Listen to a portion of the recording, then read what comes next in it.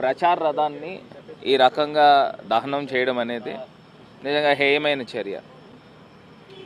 మరి ఆకతాయిల పని లేదా రాజకీయంగానే జరిగింది అనుకుంటున్నారు? ఇంక ఎవరు చేస్తారండి, ఎవరు చేస్తారు, ఎవరికి అవసరం ఉంటుంది?